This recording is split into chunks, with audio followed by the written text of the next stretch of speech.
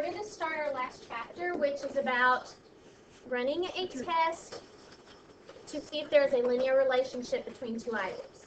Okay? I know that we have done some of this type thought in the past. We've done histograms. We've done residual plots and all that kind of stuff to see if there's a linear relationship. Now we're going to actually have statistical evidence as to whether or not there's a linear relationship between the two variables. Okay, so in order to do that, today we're going to review two chapters, chapters 7 and 8, that we did back probably at the end of November, or October. The end of October, when we talked about words such as correlation coefficient, coefficient of determination, residual, scatter plot, stat plot. All those things we're going to review today so that we can do the testing tomorrow, or Monday. Okay, so when you see this following table that is data collected from sample of 10 Burger Bistro restaurants located near college campuses.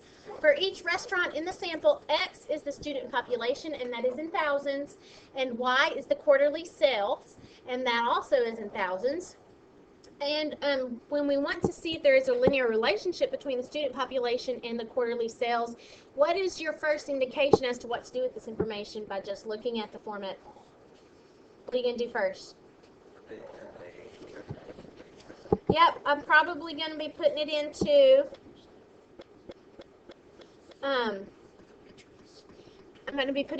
the list 1 and list 2. Okay, so take a second and do that. Go put that in there, and so that we can also remember how we had done this in the past. We're going to be looking at our stat plots, okay? So go get your information in the list 1 and list 2.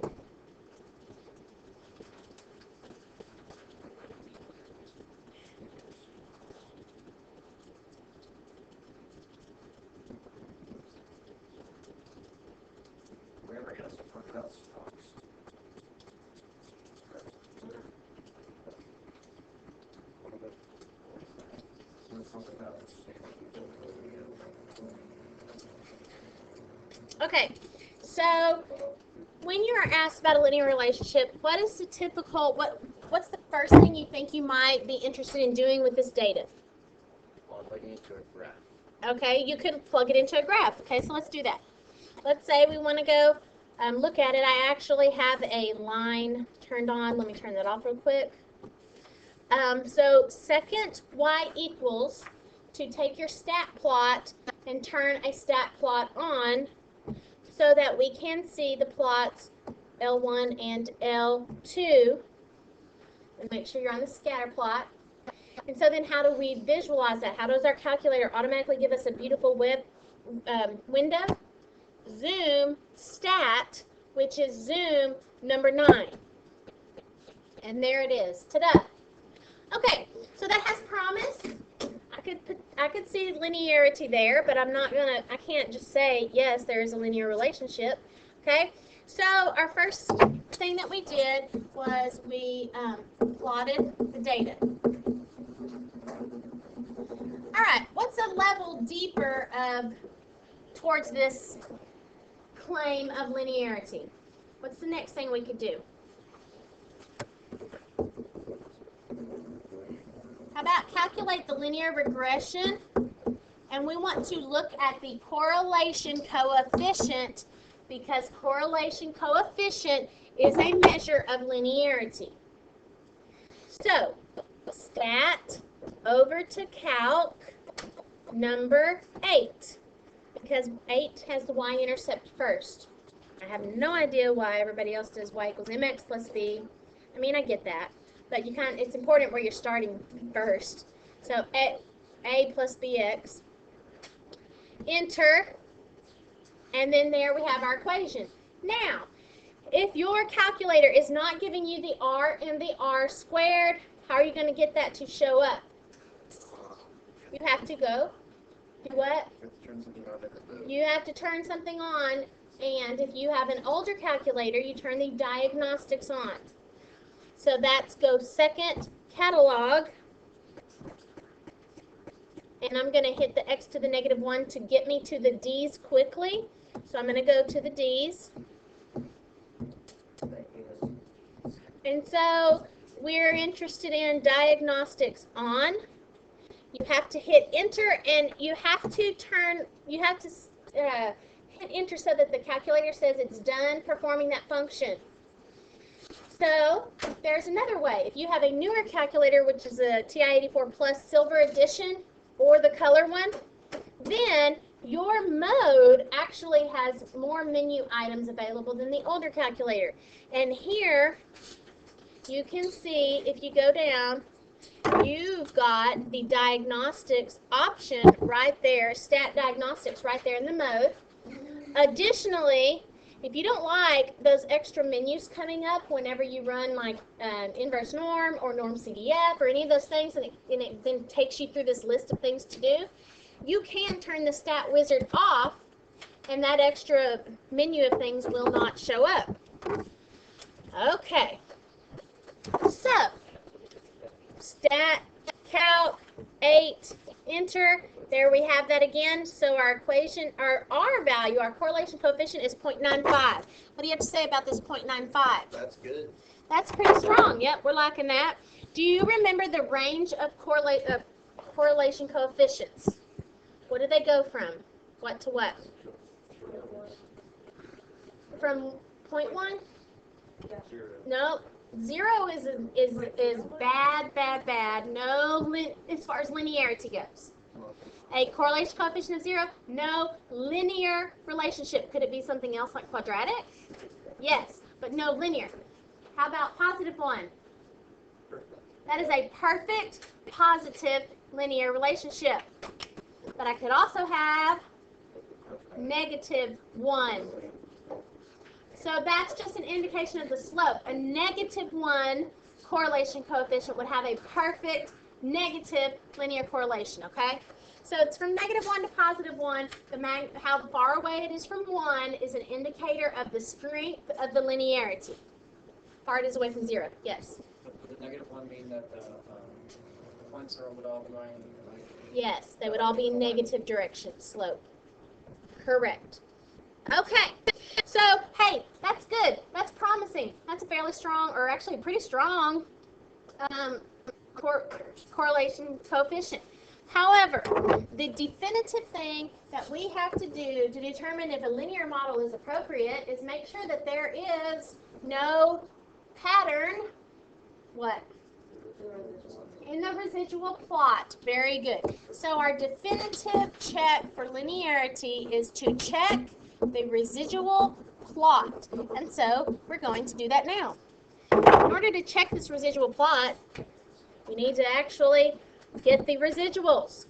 Now, I'm going to show you something real quick. I'm going to go and put this equation into my calculator. I'm going to make it green, so turning that on. Now look at this. This is the line going through the data.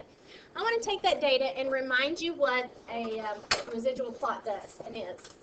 So if I come over here and I capture this picture of this screen and then I talk about it, you will see that a residual plot comes from, they will make the residual, because the residual is represented by the what? Yeah, the actual minus expected. So the residual comes from doing the actual minus predicted, the AP, or observed minus expected. So what happens is this picture will take this prediction line and the calculator will alter it and change the prediction line into a horizontal axis. And so then essentially what's happening, it's not perfect math because there's some cosine and stuff involved, and anyway, that's a mess, but essentially what's happening is the residual is this distance from actual to predicted. Okay? Now, when the calculator computes the residual, it's going to stretch the y scale so that you can see these differences better. So we're going to look at that. Now, word of caution, the number one mistake with this type of situation is if people have not calculated this green line. If you have not actually gone through lin-reg calculation of this data, and your calculator has another line in its brain from pre-cal, during third period, maybe it has this line in its brain. Then your residuals are going to be way whacked out. You have to make sure that your calculator is doing the data. It's got the information from the recent line. Okay? Wow. Group those together. Ta-da. And I did that again. Okay, that's all right. We'll just leave it. Okay. So let's do that. Here we go. Let's put our residuals into list 3. Stat. Over to calc. Oh, wrong. We're editing. Stat, edit. Put your cursor on top of L3 and command you calculator. I'm going to command you to put your residuals into list 3. Second, stat. And you will, mine is 8, yours may be 7. So you go to the one that has the resid. That's the residuals. So I am commanding the calculator to put the residuals into L3, and there they are. So you can see this first one is negative 12. So the calculator is saying, this is a residual of negative 12. This is a residual of 15. This is also a residual of negative 12. This is a residual of 18. And you can see the next 3 are negative 3. And then we've got this one right here that's positive 9, negative 21, and 12. So there are all of those residuals that we have. Now, let's let the calculator do the residual plot for us, because it does a much better job of putting a Y scale in there that will accentuate these residuals to make sure there is no pattern in the residual plot. So here's how you do that. Stat plot. Go into that plot, and instead of looking at the Y list as L2, you want to look at the Y list as L3. Yes. So now, zoom, stat, ta-da. So essentially the prediction line is this vertical or horizontal axis right here. And you can see there's negative 12, there's positive 15, negative 12, positive 18, negative 3, negative 3, negative 3, 9, negative 21, and 12. Okay? All right. Questions there? Okay. So, when we look at this, what are we saying? There is what? No? What? Correlation. Nope. There's no pattern in the residual plot. Therefore, a linear model is appropriate. So actually, let's draw this real quickly. This is our student population. We're sketching it because all this is for is a decision. And we're going to do the residual of Y, which are quarterly sales. Okay? And we had negative 12, 15, negative 12, 18, negative 3, negative 3, negative 3, 9, negative 21, and then I think 12 was the last one. I can't remember. Okay, something along those lines. So they look about like this. So my final decision in determining this answer about a linear relationship, is there a linear relationship? What do I say? Yes. Okay, there is no pattern in the residual plot.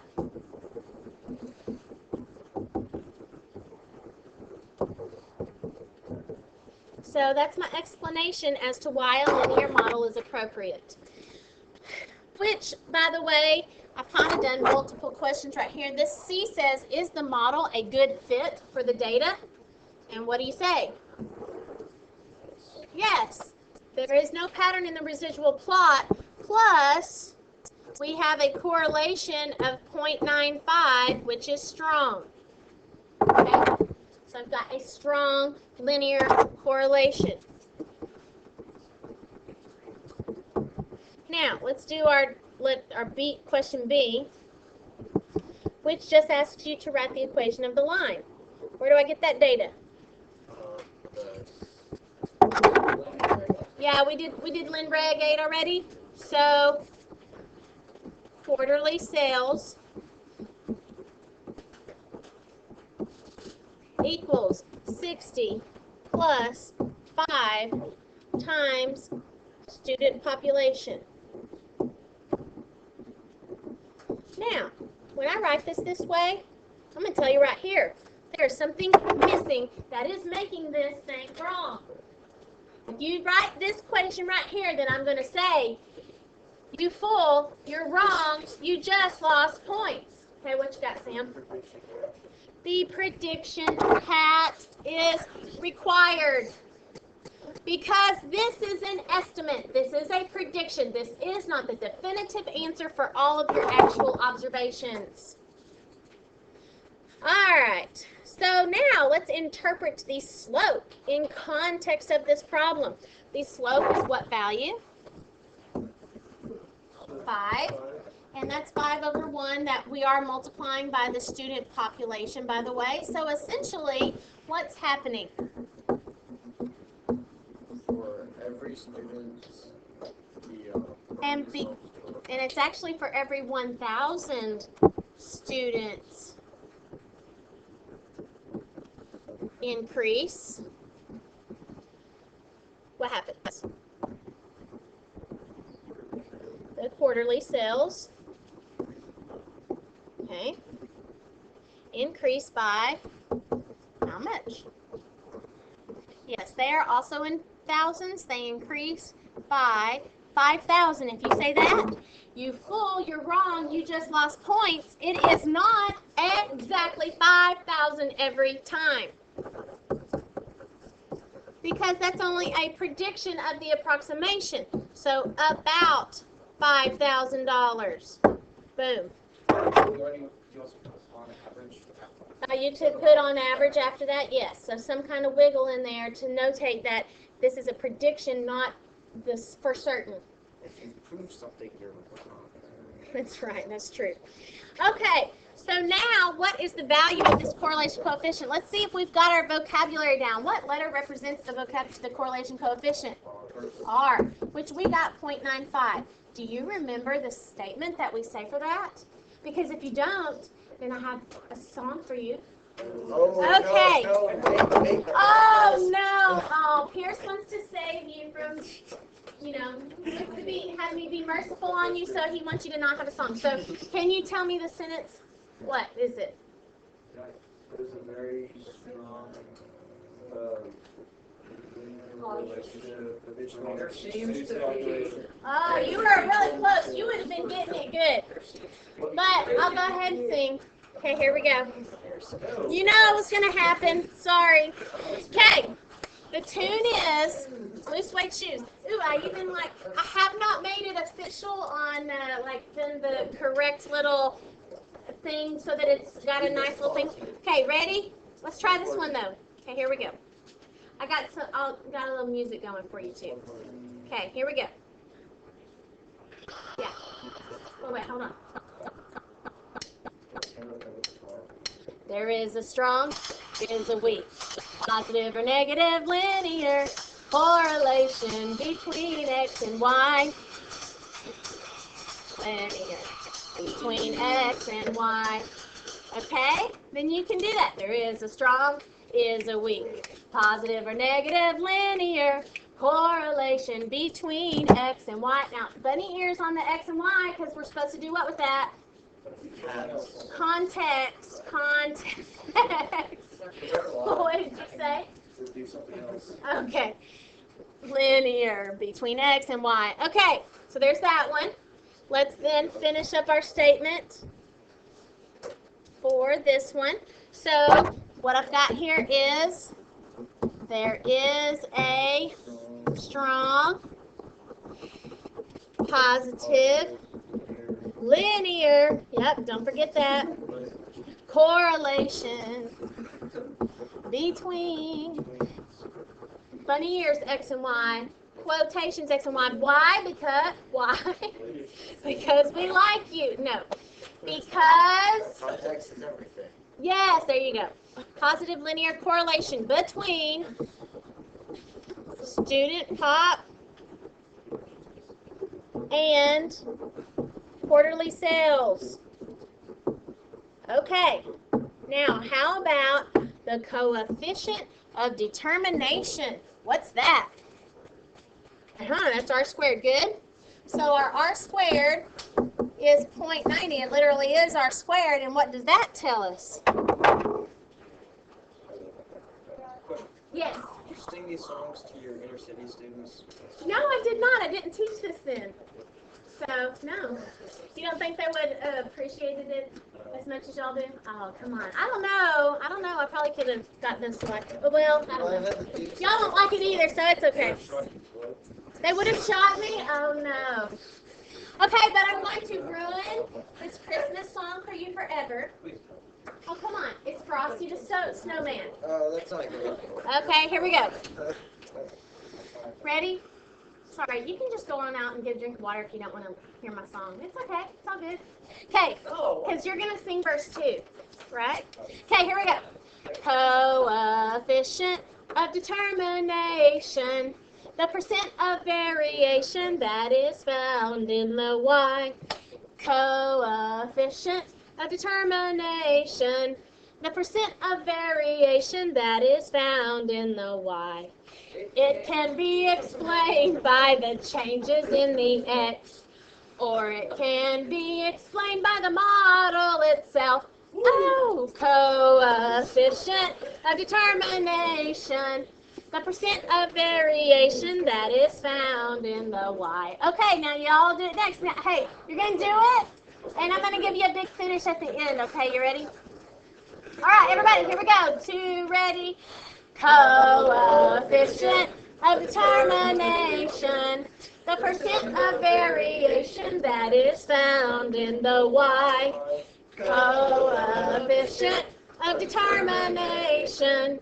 The percent of variation that is found in the y. It can be explained by the changes in the x, or it can be explained by the model itself. Oh, coefficient of determination. The percent of variation. Okay, big finish. That is found in the y. Okay, there you go. Ta-da, you didn't like my big finish? Boo. Okay. Ta-da! So let's write that down now. Here with our 0.90 representing 90%. What? Of the variation in what's y? Y is quarterly sales. Okay. So 90% of this changing in the quarterly sales situation is explained by, it can be explained by the what? Changes or variation, whatever, changes in the X, which is student population. Okay, so there you go. Or it can be explained by the model itself, and I tell you that because if you go to number 2 on the back, so let's do that really quickly. Number 2 on the back page here actually references that question. I would like for you all to look at 2C. It is coefficient of determination in different language. Watch this. What proportion, or you could say, what percent of the observed variation in weight, which weight is the y variable, okay, can be explained by the changes in x. But this one says regression equation. What's that? That is the model itself. That's the regression equation is that prediction model or that prediction function that fits this data best.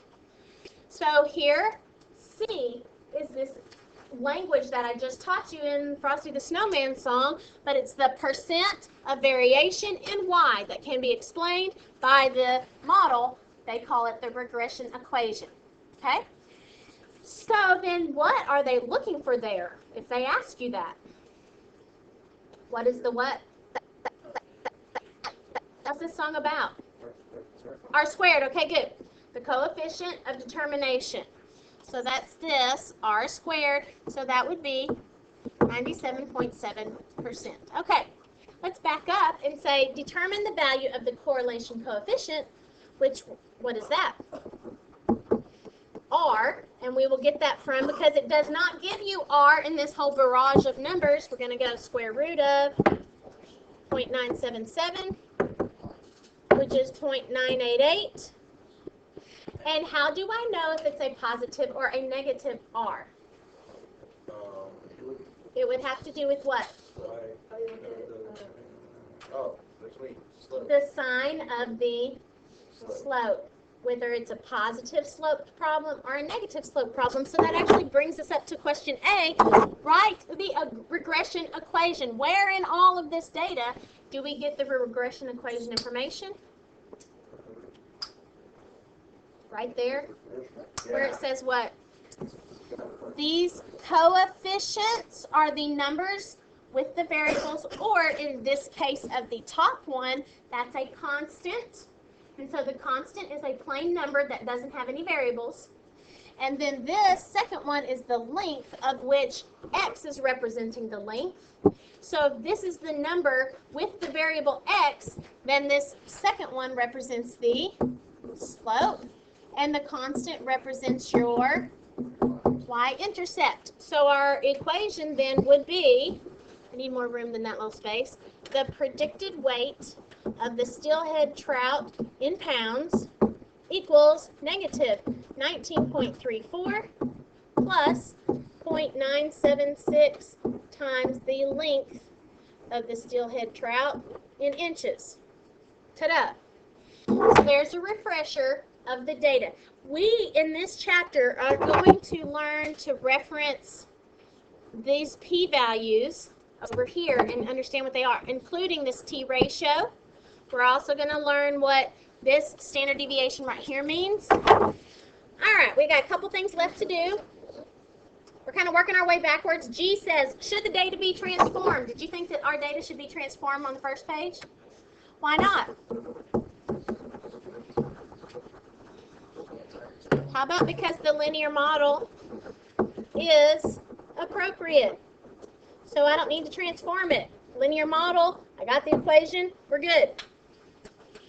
All right, F says, predict the quarterly sales for a student population of 12,000 students. So the predicted quarterly sales is 60 plus 5 times student population. And if the student population is 12,000, what am I going to do? Yes, this is in thousands, so just put in 12. Okay? So then that would make the predicted quarterly sales 120, which actually means what? 100,000. Correct. Of course, 120,000, so keep that in mind. All right, second question there says, what is the residual at that point? The computation for residual is AP. What does that mean? Actual minus predicted. So we go, boom, boom, boom. Okay, well, for the predicted, I just got 120. What is the actual? So what is the actual for? Where'd you get 117? Yes, this is the actual data for those 10 burger bistros they collected. This is actually what was observed when the student population was 12,000 in that town. Then you would not be able to determine the residual. Okay? So they wouldn't ask you that unless it was on there. So that's a -3, which essentially means what? Okay, so now let's talk about this last one. Does the regression equation, so does this equation, this line, underpredict or overpredict at that point? So let's say that this is where 12,000 students is. We went here. Here is the actual at 117. And what was predicted? 120 was predicted, which I have the residual of -3,000. So again, is the regression equation under-predicting or over-predicting what actually happened at that point? Yes, the line is an over-prediction at this particular location. Now, some of the other locations, not so much, but that one, yes. Okay, so your homework is those 10 problems only, and then you just had a regression review, which we'll add on to the new chapter information Monday.